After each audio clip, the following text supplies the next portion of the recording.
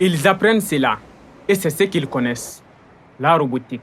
Ces élèves de l'école Marif de Turquie au Mali ont remporté le Grand Prix de la foire scientifique des écoles Marif au Gabon. On a eu à faire 4 projets. Et le premier projet portait sur une voiture qui roulait au panneau solaire. On l'a fait d'ici l'écosystème. Et le deuxième projet, c'était concernant les hommes démunis, les aveugles. On a pu confectionner une kit composée de 3 éléments. Et sur ces 3 éléments, on a dû incorporer un système de vibration et un système d'effet sonore. Le troisième projet, c'était une maison intelligente qui permet d'éviter les inondations. En réalité, pour faire un projet, il faut avoir la source. Et la source, c'est quoi? Il faut penser aux réalités du pays. Voilà, l'idée est venue à partir de là. Cette délégation malienne était composée de 4 élèves et leurs encadrants. Face à 16 autres pays, ils ont présenté 4 projets, tous tirés des réalités du pays. Eh bien, mon projet consistait à une voiture qui fonctionne à l'aide de l'énergie solaire. En ce qui consiste le fonctionnement, on a installé une pédale et un contact pour changer de direction. Quand on appuie sur la pédale, nous pouvons avancer. Et quand on change le contact pour aller sur 0, la voiture recule. Pour la direction, c'est juste pour orienter la voiture.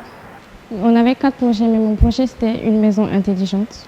La maison a été faite en carton. Elle est composée de 4 poutres capables de soulever de manière automatique la maison en cas d'inondation.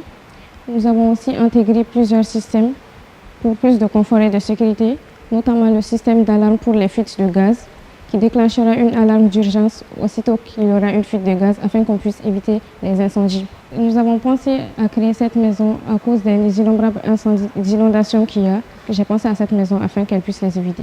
La team Mali s'est bien démarquée des autres par son génie. Une fierté pour l'équipe. Nous sommes très heureux d'avoir remporté cette coupe. Avec tout le travail que nous avons eu à faire, je trouve que nous l'avons vraiment mérité. La robotique, c'est vraiment une manière de développer l'intelligence. Les sciences et technologies sont très pratiquées à l'école Marif de Sébenikoro.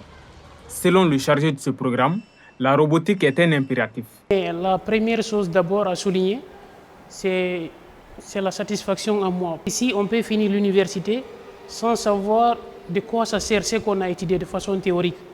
Mais si les enfants ont eu la chance de connaître réellement, quand est-ce qu'il faut s'en servir de ce qu'on a eu comme bagage intellectuel.